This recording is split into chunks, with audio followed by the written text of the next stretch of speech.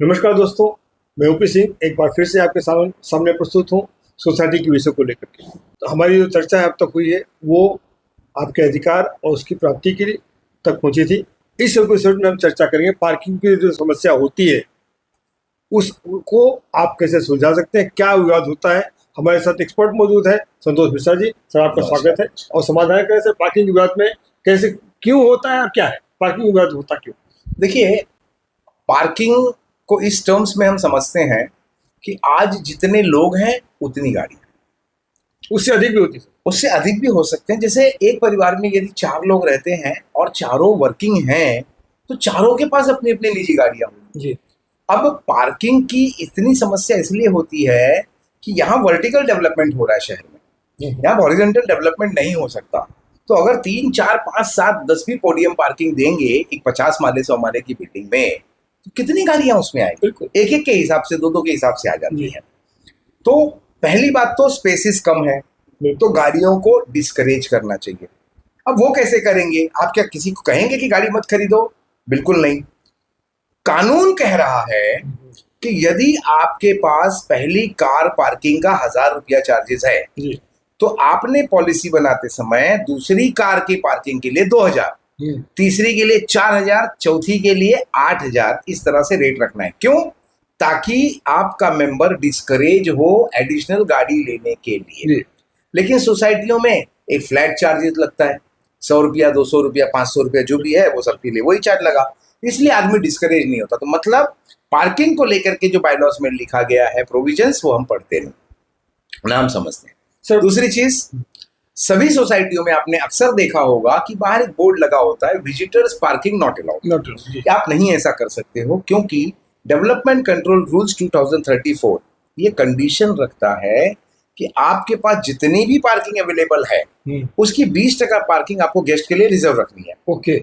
अब ये लोग ये कर नहीं पाते, क्यों? अगेन वही चीज है कि इन्होंने वो जाना ही नहीं, पढ़ा ही नहीं, समझा ही नहीं, बोर्ड भी लगा देते हैं कि भाई हम कानून तोड़ रहे हैं, आप आओ कार्रवाई करो। ओके। और कोई जब तक शिकायत नहीं करता तब तक लॉ मोशन में आता नहीं है। तो इसलिए वो एक समस्या बनी रही है कि पार्किंग को लेकर के ज्ञान ना होने से कि क्या प्रोविजन है, क्या लॉ कहता है, ये धांधलियां चल रही हैं। और बिल्डर जो है वो पार्किंग बेचता नहीं है लेकिन लोग खरीदते हैं। मेरे कहने का तात्पर्य ये है जी कि जब बिल्डर बेचता नहीं है तो लोग खरीदते कैसे हैं? बिल्डर आपको साफ लिख के देता है अलॉटमेंट, और उस अलॉटमेंट लेटर के लिए 8-8 लाख 10-10 लाख रुपया तक लोग दे रहे हैं, और फिर बाद में आपस में झगड़ने लगते हैं कि ये तो मैंने खरीदा है, खरीदा है बोलते हैं, और खरीदा है कहते हैं, खरीदा हुआ का जो प्रमाण देते हैं उसमें अलॉटमेंट लिखा है। तो आदमी लेते समय न पढ़ता है न समझता है, बाद में समझने के बाद भी समझना नहीं चाहता। यहाँ पे ये दिक्कत होती है। जो बिल्डर बेच दिया, आपने पैसे दे दिए, वो आपका है क्या? नहीं, उसमें देखिए पार्किंग जो ओपन पार्किंग हैं जो बिल्डर ने बेच नहीं दिया, मैं इसको नहीं मानता। लोग खरीदते तो है बोले। बिल्कुल जी। बिल्डर बेचता नहीं है, बिल्डर अलॉट करता है, लेकिन लोग खरीदते हैं। ओके।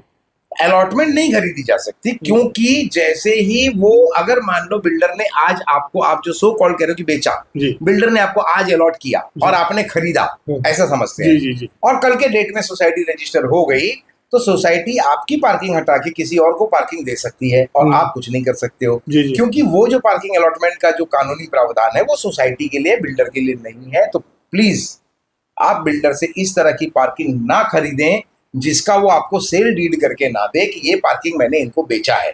अलॉटमेंट की चीज सोसाइटी के लिए रहने दीजिए, वो बिल्डर से खरीदे ना। मान लीजिए कि अगर कोई बिल्डर एग्रीमेंट करता है, बेचने का सेल एग्रीमेंट कर दिया है पार्किंग का, वो आपसे छीन ली जाए तो आप कैसे? देखिए, इसमें वही अधिकार होंगे कि यदि आपका फ्लैट, जो खरीदा हुआ फ्लैट है, कोई छीन ले तो आप क्या करोगे? आप इंजंक्शन के लिए जाओगे जी। अगर बिल्डर ने रजिस्टर्ड एग्रीमेंट के द्वारा आपको वो पार्किंग सेल की है जी, या गैरेज सेल किया है, तो उसको आपसे कोई कानूनी तरीके से छीन नहीं सकता। और यदि कोई ऐसा करता है तो एक तो वो कानून का उल्लंघन कर रहा है, उसके लिए आप अपने कानूनी जो राइट्स हैं उसको एक्सप्लोर कर सकते हैं। तो दर्शकों, आपने देखा कि पार्किंग होता क्यों है और उसका समाधान कैसे मिल सकता है।